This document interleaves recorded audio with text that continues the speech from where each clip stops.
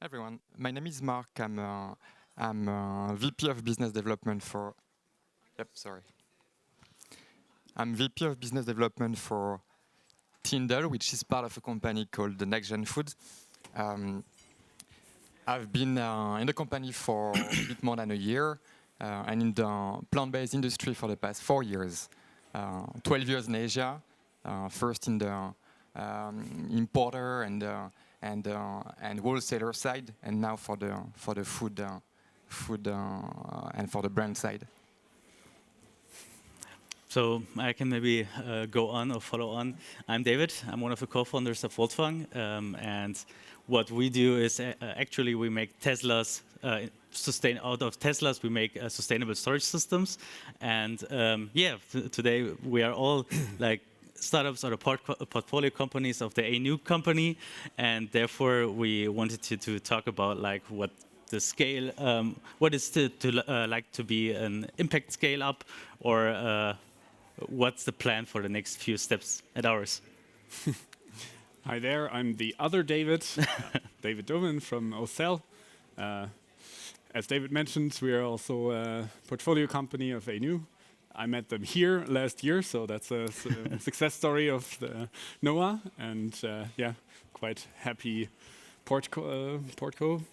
And we're in the field of forestry, digitizing the forestry industry. I think we will dive a bit deeper into that once Fabian is here, who should show up every minute now.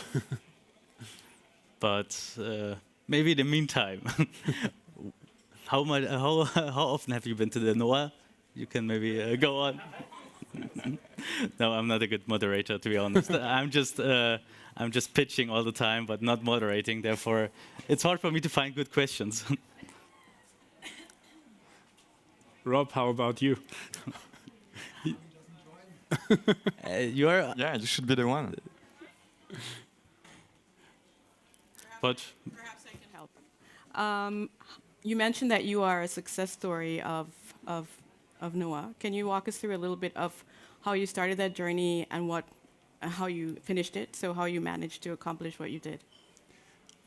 So through one of our angel investors, I got the introduction to Marco, who invited me as a speaker last year, right here, which was a really nice kickoff for our fundraising, especially given the NOAH sustainable, digital, profitable slogan, which fits very well for forestry as well, and our goal with forestry. And talking to quite a lot of investors here, one of them was Fabian, and one thing led to another. And in the end, they ended up investing in us, which is very nice. And what stage were you at that time? Pre-seed. Pre-seed. Now, it was the seed round now. Yeah. Was there any kind of strategic advantage that you had from Fabian's involvement? He's not here yet, so you can be. Well, sure. Obviously, the money is very helpful, but beyond money, it's really good to have the network connection to introductions to further investors in later rounds, and they especially help with ESG reporting internally, externally as a value add there. And I see them as a very valuable investor. all right. We already know probably some of the in which direction the questions will be. Here he is. Oh, here. Here is Fabian. Round of applause, everybody. Thank you for joining us. Hi, grüß dich. That's good. Maybe the mic. Well, that was a flying start. Hello, everyone, and I'm Fabian. Sorry for running late. I see we have 5 minutes left, but I'm on time, actually. No, you have some time. It's fine. 9 minutes left. No, I mean, warm welcome, Marc, David, and David, here representing energy storage, alternative proteins, and also sustainable forestry. And it's our pleasure to talk about challenges of scaling climate tech in 2023. And while we want to hear a little bit about your roadmaps and also the challenges that you're facing ahead, be it on the execution on the tech side, or be it also on the financing environment, we all have witnessed now 6 quarters of declining funding volume in the tech ecosystem on a global scale and also in Europe, by and large. On the other hand, we have seen a basically continuous demand upshift for climate, for impact-related products that in an additional and interlocked way generate net positive outcomes on the environmental, partially also on the social side. And these are two major contradicting trends that we believe will also largely dominate the 2023 market environments. And we've just, for our quarterly investors call at AENU, the impact fund that my brother, myself, two female partners, and a team of 12 people in Berlin operate. For our quarterly investors call at AENU, we've just been looking into the numbers a couple of days ago, and evidence is that while on a quarter, when you compare a quarter on a year-over-year basis, while fintech, commerce, also digital health has been down 30, 40, 55% in funding volume year-over-year, we have seen a strong resilience, especially of climate tech funding, which has basically been largely flat and in some quarters even growing year-over-year. And I think, yeah, that's evidence for the positive or for the tailwinds we have in our sector, while the macro environment couldn't be more distressed and is probably comparable to what we've been seeing in 2008, 2009, and that's kind of setting the stage. So that being said, yeah, let me please hand over. Literally this mic to you to give here we go to give a quick round of both personal introductions, but also please share with the audience not only the problem you are tackling, but also the solutions, the products you are building, and potentially even how you personally related to it. What was your personal journey that got you there? Sure. Please go ahead, David. Yeah. Of course, yeah. So, as I mentioned, I'm David. I'm one of the co-founders at Voltfang. And what problem or challenge we are solving is that we are right now in an energy crisis. Therefore, there are a lot of small and medium companies who have to fear to operate their businesses because energy bills are getting up. And also, they are not sure whether they will receive energy or not, because there is the possibility of blackouts. And therefore, what they need to do is be more decentralized, be more independent from their energy provider. And what they can do is to build solar panels on the roof, and also to store or make the energy which is produced by the solar panels accessible all the time by using energy storage systems, battery storage systems. And these are really expensive, and also the availability is not there. And you need a lot of resources for them. And therefore, we built it up Voltfang, which pre-qualifies electric vehicle batteries after their first life. So for example, a Tesla Model S, after 10 years, we take them, we pre-qualify them into stationary storage systems, which are also sustainable because we reuse these batteries. And yeah, I don't know how long I took my introduction. But time's up. Yeah, time's up. Sure. No, I mean, we'll get back to you and sure. the Voltfang story in a second. But please, Marc, give us an update on where you are with NextGen and especially with Tyndall, your flagship product. Thanks, Fabian. Hi, everyone.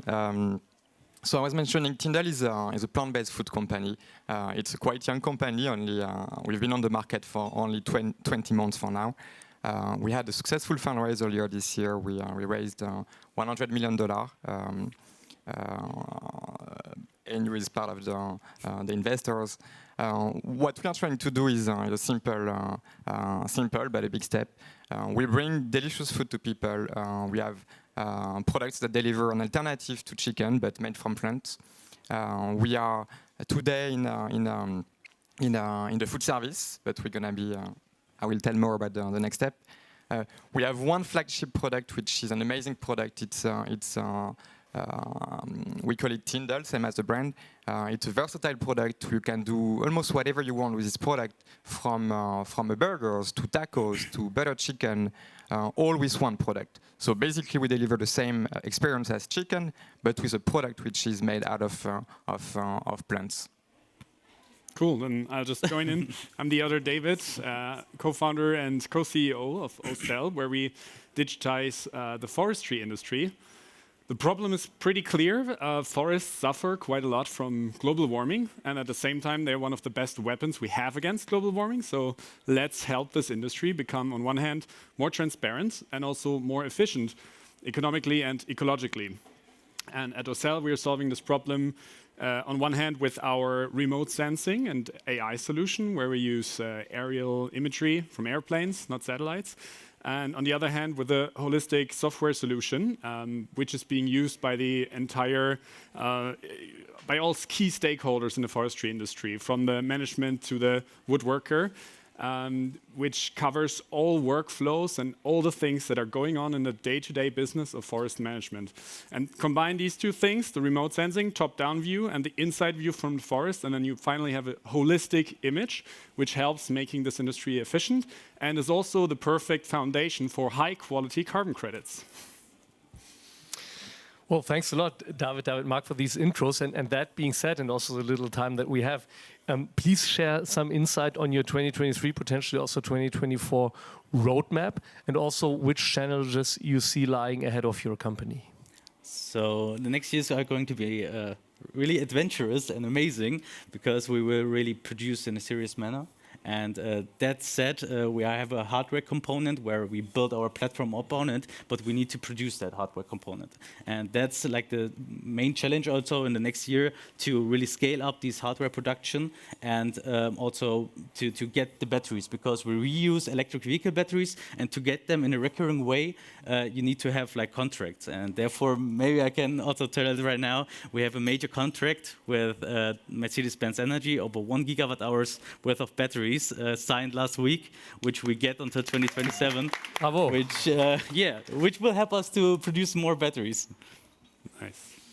Thanks, David. And I think that's, many people on second life batteries have been discussing exactly this obstacle of ensuring the procurement of the sourcing part. And I think the breakthrough contract that you've scored now proves that it is possible. That's right. Marc, here we go. Thanks, Fabian. So Tyndall, as I said, we launched only 20 months ago in Singapore, and quickly we expanded into more than 10 countries, so it was a very fast geographic expansion. Now what we want to do is, on 2023, we have to focus a bit more on the markets where we are already present. We have very, very good base now. We're going to have, and I think it's, I don't know if you heard about that, but we're going to enter the retail probably early next year. So that's a big channel expansion for us, and focusing on the key market and existing markets. So in the last question, you actually also asked what brought us to our field, and maybe I can touch on that now, because we came to forestry as outsiders. None of us founders has any connection to forestry other than liking it. And when we got in there, we saw they are just making money by harvesting trees, by cutting them down. And forest managers should also be receiving revenue by just not harvesting, by keeping the storage, by having these ecosystems and all their ecosystem value, right? And we also saw that carbon credits back then were just not good enough in our eyes. The foundation, the data quality that is necessary wasn't there yet. So first thing we did was build a scalable platform and product to have these insights and this data, but also now we want to actually put that into the carbon credit product, and that's our 2023 goal, combined with continued scaling of our area under management. We're currently at 175,000 hectares or football fields, but that's still just 1.5% of Germany's forests, and there's much more globally, so yeah, there's much more to go. Well, thanks a lot. Quick question, 1 more minute, 3 more minutes? You have a few more minutes, so perhaps we can take some questions afterwards as well. You have about 8 minutes. Wow, that's gracious. Thank you so much. No, I think that's a good opportunity on the one hand side, if provided, to take questions from the audience. If we have a mic in the room, I don't know, but otherwise just stand up and shout, please, if you have any questions to David or Marc. And other than that, let me ask you also as a closer question here, what does you personally make you hopeful that humanity is ultimately going to prevail in the fight of mitigating or containing the climate crisis, be it in the context of the 1.5, maybe 2 degrees. I mean, we all know, and we've read COP27 outcomes. I'd say so-so. Yeah, the progress is so-so. Even though the awareness with global leaders is constantly rising politically, the corporate agendas are transforming in these ways. Regulation is also coming to the rescue and also coming to the support of many of the business models that we all here together on the entrepreneurial side, but also on the climate tech and impact investor side are building. But all of that being said, what does you personally, what makes you hopeful that ultimately we are going to prevail? So maybe I start again.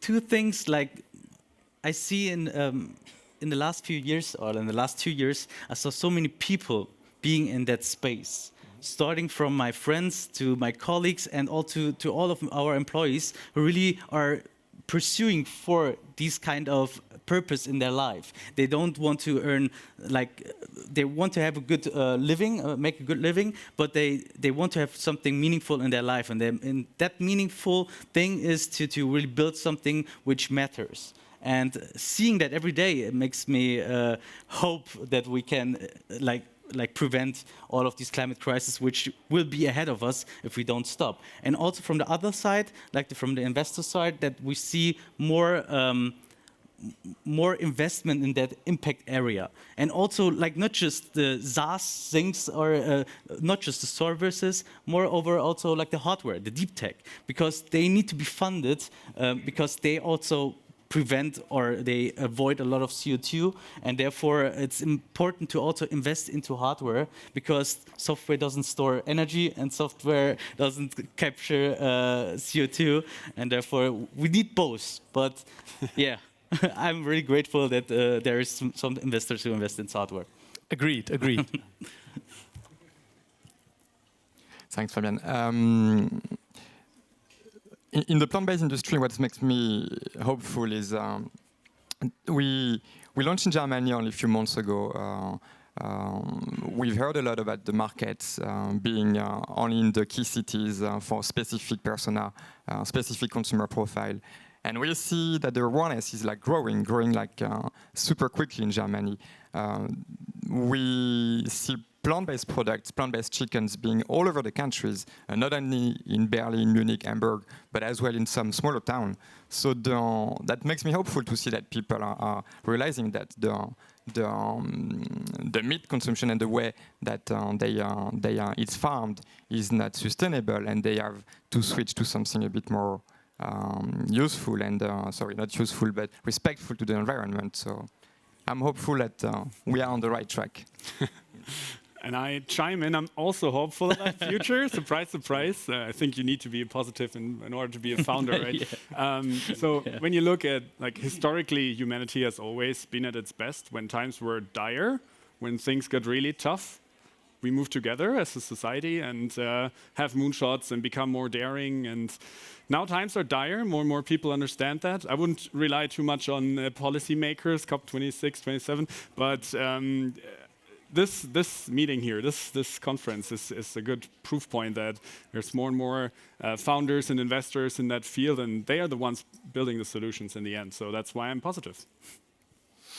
Yeah, very much agree, David. I mean, that's also, if you will, ultimately the stance behind the investment strategy that we pursue at AENU, believing that only if you get not only to feature parity, but also to price parity, and basically build more sexy products, then the more polluting or more social unjust legacy products that are rendering services or physical products out there against today's consumer demands in the world. Only when you achieve such parity, you will ultimately get to transform large mainstream markets. And I think that's also the pattern behind Tesla, or behind, to a smaller extent, Beyond Meat or Oatly, totally irregardless of the beating their share prices may have taken in the last 12 months. Yeah, but But I totally agree with you and relate to it as a vegetarian, as someone from a small city where that was a no-go still a couple of years ago. Yeah.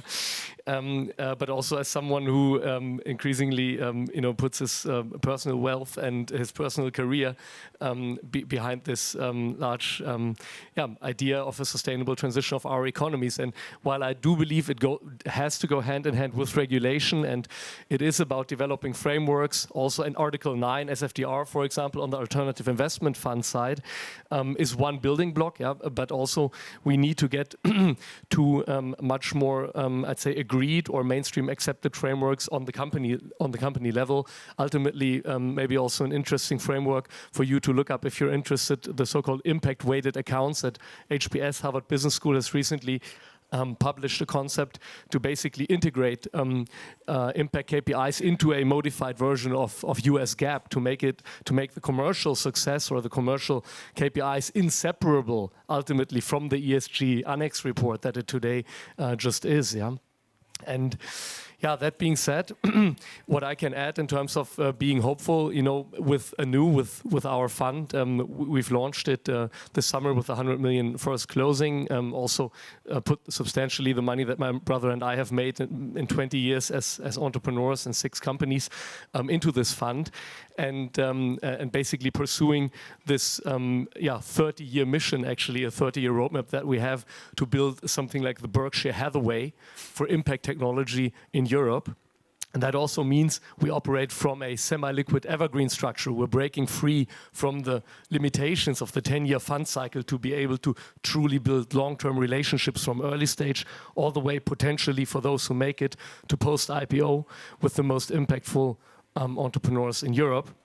And what makes me hopeful, I can say I'm just returning from London 3 days ago, and I can share that after this first kind of small roadshow with the largest European asset managers in the hundreds of billions, I can see that the demand also from the institutional side of capital is increasingly picking up ultimately for the business models on the underlying. You are the substance of all of these funds that are being built and that are emerging here in the ecosystem. And the institutional demand and shifting this institutional demand away from Article 6 or agnostic financial investing and more towards not even Article 8, but really true impact investing, the Article 9 framework. That's one important building block of getting this transition right. And ultimately, it's this integration, this collaboration of all of these layers on the financing and venture capital alternative investment side, and ultimately all the way down to the impact-driven entrepreneurs that dedicate their careers to it. And that being said, thanks for your attention. Thank you very much, guys. Enjoy the conference. Thank you for the extended panel and for being such good sports. Thank you.